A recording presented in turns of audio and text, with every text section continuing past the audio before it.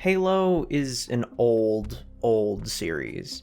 Combat Evolved is one of the highest rated games of all time because it revolutionized a genre and made waves that can be felt even now, over 20 years later. Of course, then, it's no surprise that multiple generations of fans have very different perspectives on the series, what it means to them, and what it ought to be. Each game is different, each takes steps forward and steps back in regards to the previous entry, and most importantly, each is someone's favorite Halo. This is nothing new to you, I'm sure, especially if you've been in the Halo community for any period of time. What you won't know from the outside, though, is that for years now, Halo discourse has been defined by a constant and brutal state of conflict. Enter the post-Halo 5 content drought. Halo 5 is now considered to be a bit of a weird entry to the series. Along with its incredible marketing, it brought a lackluster and oddly paced story. With its more character-driven plot, it denied the protagonist his due attention, and while it innovated on the Halo formula, it lost sight of the simplicity that some fans found to define the series' gameplay. And then there was nothing. A few updates, maybe a pack of new armor pieces, but aside from that, the community was starved for mainline content from the release of Halo 5 in late 2015 to late 2021. Time went on, and eventually everyone began to understand that the next mainline game would take a little longer in the oven. Fans accepted it. I mean, what else are they supposed to do? The next game will drop at some point, no reason to dwell on it. But content creators? Well, this is their livelihood. Halo's success is directly tied to their finances. It pays the bills. And if it's going to go dormant, they need to act fast. Interest is going to drop. Halo fans might try out other game series in the meantime, and branching out to different content is incredibly risky when you've built an audience so closely tied to a specific intellectual property. But here's an idea. Not thought up by any specific person, mind you, but born out of necessity. With no new game content, they've got to make do, looking to the past for anything to make a video on. And what kind of content is really getting the clicks at this point in time? That's right, controversy! And look at that, it's the ever-divisive Halo 5.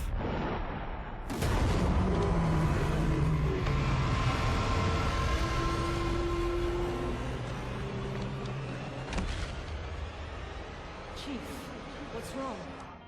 Now, at the time of writing, Halo's fanbase is splintered, fractured even, into a multitude of different groups. Classic fans, modern fans, sprint fans, advanced movement fans, boomers, zoomers, everything in between, all of them arguing and making calls on what to do with the series, what to cut, what to add, what should be done, what the series should even be. Back then, maybe someone saw what was coming, what the fanbase would eventually become. But most of us didn't. How could we? The videos began to trickle in, why Halo 5 sucks, what Halo 5 is missing from classic Halo, why your favorite game has been destroyed before your eyes, and the first cracks begin to form. It started as a simple discussion over game mechanics. Was advanced movement the best fit for Halo? Sure, the gameplay felt Halo-y enough, but a lot of fans felt like the game was chasing trends, seen in Titanfall and the upcoming Call of Duty Black Ops 3. So, the merits of the system were analyzed and discussed. The community split in two. Let's talk sprint, shall we? Now, it wasn't just sprint. ADS, or aim down sights for you non-gamers out there, was also a hot topic, as was the thruster system, so I'll be moving fast to cover it all. Moving fast? Oh no. Look at this gameplay. Every moment the players are balancing every option in their arsenal. Sprint, which keeps your shields from recharging while it's in use. Thrusters, which are on a short cooldown and can change your momentum in an instant, making for some insane strafing patterns. ADS, allowing every weapon to be viable at a slightly longer range, but at the cost of the signature full-screen zoom seen in previous games. Ground Pound, to one-shot enemies from above if you can land it perfectly. Clamber, which can help you pull yourself up to platforms that you can barely reach. And Sliding, to reduce your visual presence and get a burst of speed. Oh, but that's not all. You can combine Ground Pound's hover, thrusters, ADS's hover, and then thrusters again to get nearly double the distance of your jumps and reach power weapons immediately off spawn. And you can slide and fire your thrusters at the same time to launch yourself forward for the fastest movement in the game. This is what Halo 3 has. Walking, jumping sometimes. There's equipment, I guess, but that's a map pickup. So This is the root cause as to why the community split. Halo had been evolving each entry, adding new abilities, movement mechanics, quality of life improvements, and generally innovating on its gameplay formula. This is fact, it's true, so while that comparison I just made might seem drastic, it really wasn't. Reach added sprinting, among other rechargeable Spartan abilities, in 2010.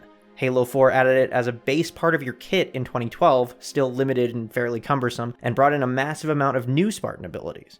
Then, Halo 5 cleaned up those limits with Infinite Sprint, added some drawbacks to keep it balanced, and gave you more options, like sliding and thrusters to make up for the removal of 4's Spartan ability variety. You see, each change informed the next, each addition was a careful response to the previous game's failures. But you wouldn't have guessed that by looking at Halo discourse. Months after Halo 5's launch, the internet saw takedown video after takedown video on the game, the easiest possible target being kicked while it was down. The story was lackluster and way too different from the original trilogies. The art style was overcomplicated and different. The enemies were less fun to fight and had too much health. These discussions were there at Halo 4's launch, too, when 343 Industries took over the series development, but they were nowhere near as vitriolic, and there was a reason for that. Halo 5 was announced in June 2013 at E3, just 2 months after Halo 4 had received the Castle Map pack, and 2 months before it would receive the Champions pack in August. There was no content drought. There was no reason to panic or scramble to make videos on any interesting topic you can find. There was a game just over the horizon. But look to 2015 to 2016. No announcement of a new game, just armor and weapon packs for the one that was already under fire. Now, with an uncertain future and their livelihoods at stake, it was a no-brainer for content creators to dig up these controversies and add fuel to the already trending fire. Art style debates became more heated. People started to be called fake fans if they liked Halo 5's innovations. Everything, all the camaraderie and excitement that built up since Halo returned, just collapsed. Halo fans weren't looking forward to the future, they were looking back at each other with their teeth bared.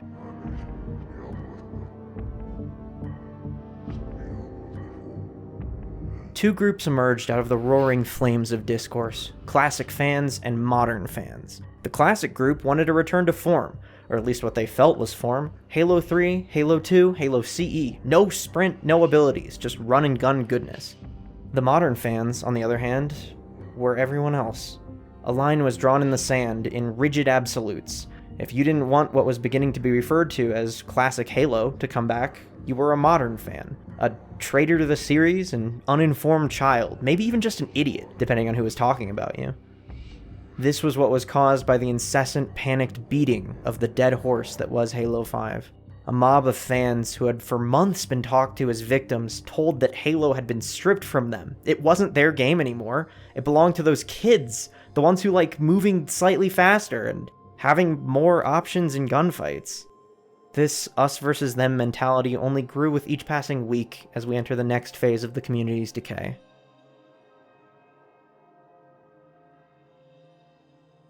The hatred for Halo 5 was waning at this point. It wouldn't bring in the clicks to just trash it anymore. But in a time where Halo should have faded for a bit, where its fans should have found other things, other games, and patiently waited for what would come next out of the series, instead, something much worse began to stir.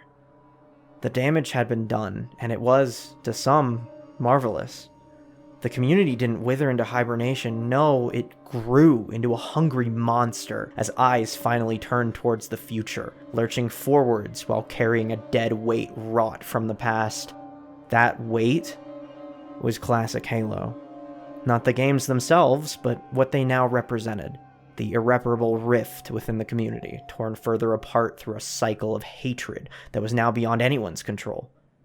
Empowered by the desperate, fear-mongering content they'd been fed, self-control finally went out the window. No longer was discussion and dissection of the past game's flaws even necessary. It had been done to death. This hatred needed to be funneled into something new in order to keep it burning. Finally, the truest form of evil began to rear its ugly head. Armchair developers. This concept is one fairly unique to the gaming sphere, especially on a scale this large. Capital G gamers can get unhealthily attached to a game that they tell themselves they enjoy, to the point where they'll be spurred into a frenzy when changes are made to it without their consent. How dare those developers? You probably already guessed that live service games, with longer lifespans and more updates, are the reason this tendency is more prevalent now than ever before, and you'd be right. The mere existence of these types of games produced the idea that harassing community managers with so-called feedback could actually have an impact on a game's development. Now, what do you get when you combine internet anonymity with a horde of angry fans that have been convinced for months that their game was taken in the wrong direction? Well, you get no more advanced movement. Smart scope shouldn't make you hover. Just make smaller maps so people don't have to sprint. Stop adding maps made with Forge. Nerf the pistol. Remove ADS. Remove sprint. You get gamers acting far beyond their capabilities, directly telling developers what they should do and change, what's best for the game, despite only being consumers with nothing even close to resembling industry experience. Now, this wasn't everybody, of course, but the vocal mob gained strength from its numbers and their passion. This final demand is emblematic of how far they'd come. Remove sprint. Remove a core feature, a feature carefully implemented into Halo 5 with drawbacks so as to keep it balanced in the sandbox, a feature that nearly every other FPS on the market had included as a simple quality of life addition for years with no issues. Just take it out.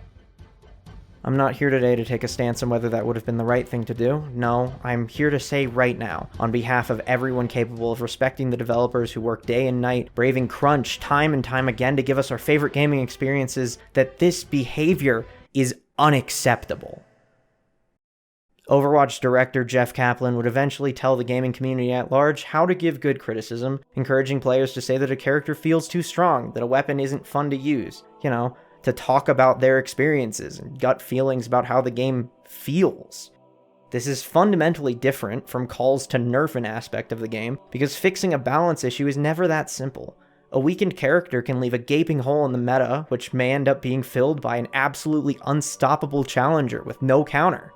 Developers can figure this out through testing, as they often do, but players can't. When a player calls for a nerf to a character, they don't consider the wider ramifications on the sandbox, on the game's health. They could never. They simply don't have the resources. They don't have the experience. They're not devs. This came far too late, though, as the Great Schism, if you will, was well beyond the point of no return. But let's, for a moment, engage in some introspection. We've all, at some point, engaged in armchair dev-like behavior, right? I mean, I know back when I played Overwatch that I'd say, man, they should remove scatter every time I got killed by a Hanzo.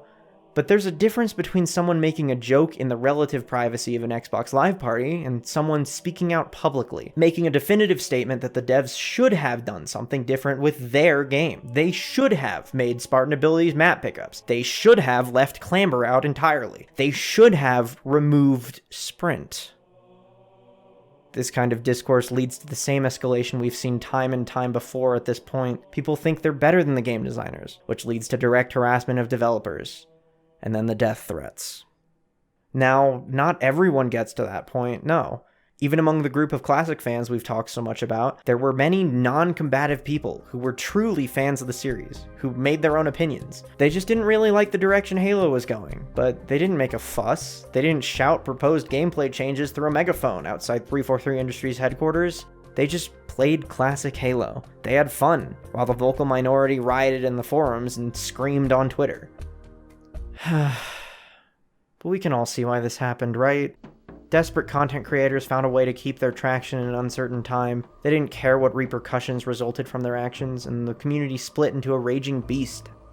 Everyone suffered for the individualistic actions of a select few who held power and influence beyond what they even predicted. There's not even any point to telling you what year we're talking about anymore, because nothing's changed. When Halo Infinite was announced, it was years too late. The delusions had spread too far, taken root in too many minds. Semi-coherent adages were being parroted around the community. Here, this one's my favorite. Classic fans hate sprint because it affects map design. You have no idea how many times I heard this. Yes, the existence of sprint affects map design. Do you know what else affects map design? Weapons, game types, cooldowns, stat values, camera perspective, even the ability to move. What on earth does this statement even mean? Nothing. Nothing at all. It's nonsense. But I mean, it's not anyone's fault. It's not like anyone who said that line actually considered what it meant. They just heard it from a self-proclaimed longtime Halo fan on YouTube. Maybe they'd seen this video, maybe they'd talked to someone who had. Either way, they ended up parroting the same nonsense regardless. The classic Halo enjoyers legitimately believed that Sprint would be absent from the infinite gameplay reveal. They thought that they were the majority somehow, instead of an extremely loud minority with a god complex. But now, something was different. After all these years, they weren't the only ones looking to wage a war over Halo.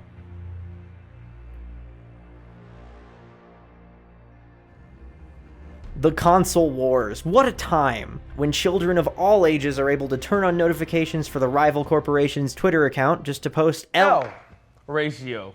Young boy is better. What? Underneath their latest tweet. With Halo as the flagship Xbox title, this won't end well. This gameplay reveal. Oh my god, what?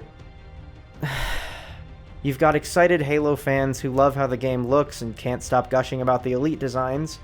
Point at self. But you've also got Sony fanboys who don't understand what an art style is, and of course, classic fans who screamed in pain at the fact that Master Chief ran with his legs. It's hard to track what happened at this point. It was nigh impossible to tell who actually cared about Halo and who was using the discourse to turn people against each other.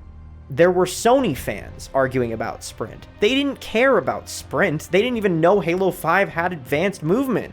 But those dirty Xbots can't win the console war if they're too busy fighting each other. So, yeah, Halo discourse was nonsensical for a bit, more so than before, I mean, at least until the delay. This was because of some graphical fidelity issues that I'm neither educated enough nor informed enough to talk about with any kind of authority, but I will say that it was blown far out of proportion by both the conflict-hungry classic fans who felt they'd been robbed a proper sequel, and by the literal children who pretended like graphics matter in current year. When the game was finally delayed until 2021, the uproar was kind of inevitable, with a perpetually angry fanbase and a console war going on, but let's be honest, delays can never hurt a game. Oh, but look, we finally have gameplay footage. This is it. This is what we were waiting for. Something new, something to hope for. There's no need to keep feeding this angry mob. We've got something good here. What kind of videos are being put out? Oh, there's gotta be some positivity. Finally, after so long. Off. They're tearing into it, same as anyone else. I mean, it's working. Their view counts are soaring, and the last few years have taught us all that negative content brings the clicks. Oh god, does it bring so many clicks. But why? This was the time to bring back the joy and hype, but what did we get? Not even a week of positivity. It was just so easy to hop on the hate train. Sony's console warriors even brought it into the station. How nice of them. It's sad. After so much time peddling nothing but negativity and fear-mongering, the most prominent YouTubers at the time didn't know what else to do. As soon as the first critique dropped, they all knew the honeymoon phase was over. Now was the time to capitalize on the coming wave of vitriol, just like before.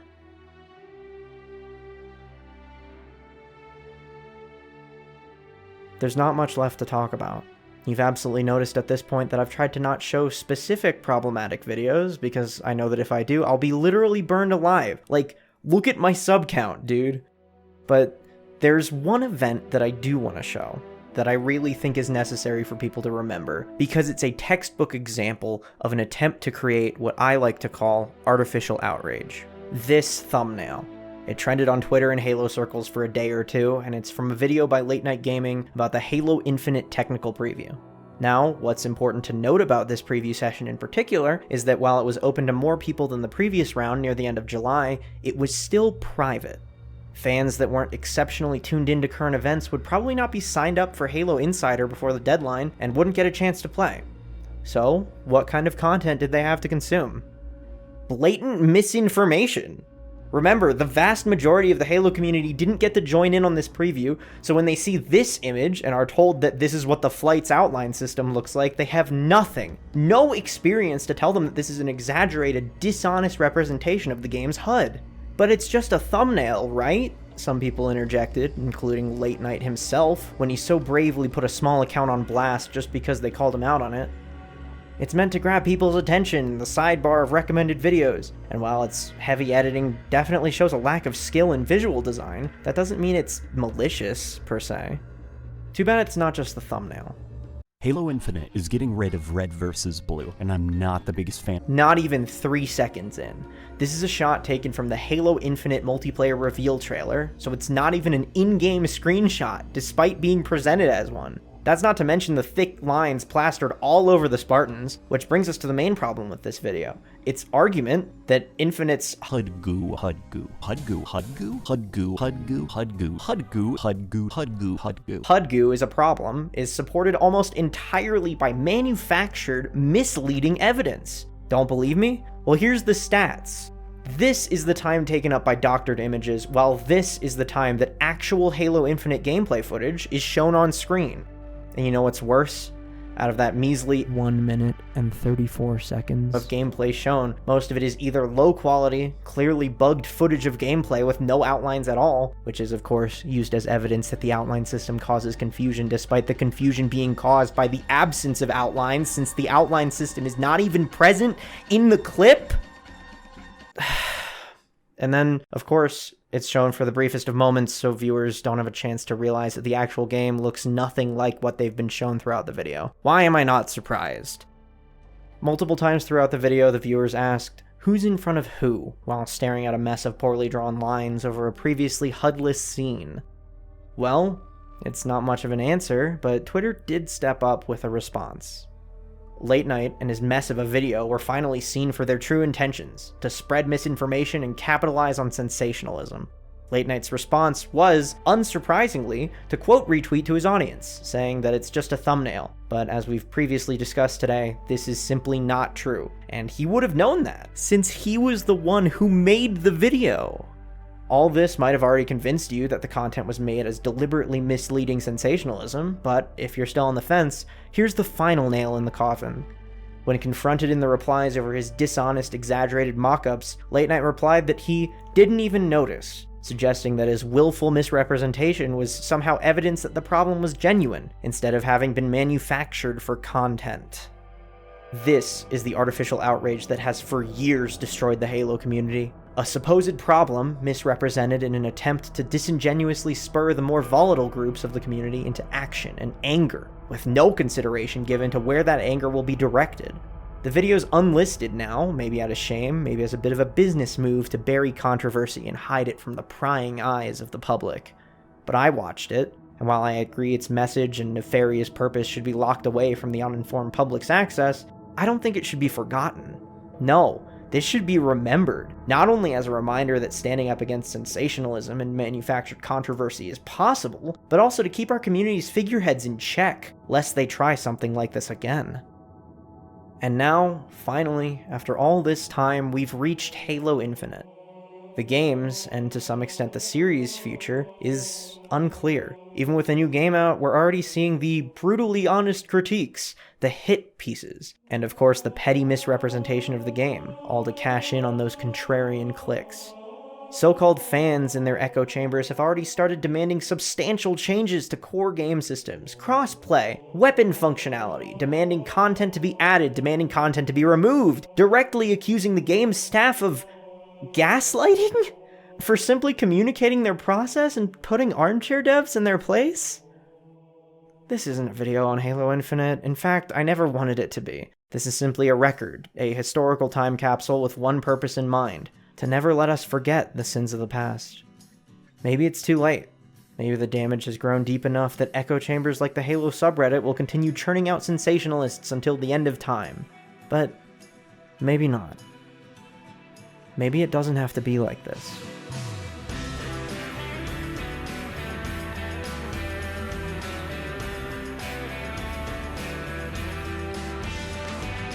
Shrouding criticism and objectivity detaches you from it, making it so much easier for that complaint to turn into a demand, an ill-informed call to action. Instead, keep yourself in check, hold yourself accountable, make your criticism personal. Instead of telling the hardworking developers to buff a weapon, tell them it feels too weak to you. Share your experiences, your personal impressions, so they get a clear picture of how you perceive the game. That's good communication, good feedback that doesn't need to be filtered through a community manager, and it's what's truly best for the game. It's how we move on as a community from this dark history. We shouldn't have allowed ourselves to get to this point, but now is our chance to change for the better. Now we have the responsibility to hold each other to a higher standard, to not allow ourselves to be divided again by the few's blind, individualistic quest for more influence. We're worth more than that. These games are worth more than that. Push back against contrarian, fear-mongering creators, push back against armchair devs hiding in our ranks, and push forward into a future with a healthy, thriving, unified Halo community. I really don't know how I feel about this video. Near the end of its production, the community turned to direct attacks on 343 staff on every social media platform they had. The entitled fervor grew more intense, and that just took a toll on me. Researching this video and walking through my memories wasn't fun anymore, it was draining. On top of that, there was so much that I wasn't able to fit into this video. For example, I couldn't talk about 343's respect for their employees, giving them rest and ample recovery time after the multiplayer's launch. It just didn't fit with the vibe of the project, despite being important in its own right. And while of course I didn't touch the recent outbreak of extreme toxicity from Reddit, hopefully I was able to teach you about the patterns of behavior that led to it. But maybe, if it seems worth doing, I can revisit this topic soon.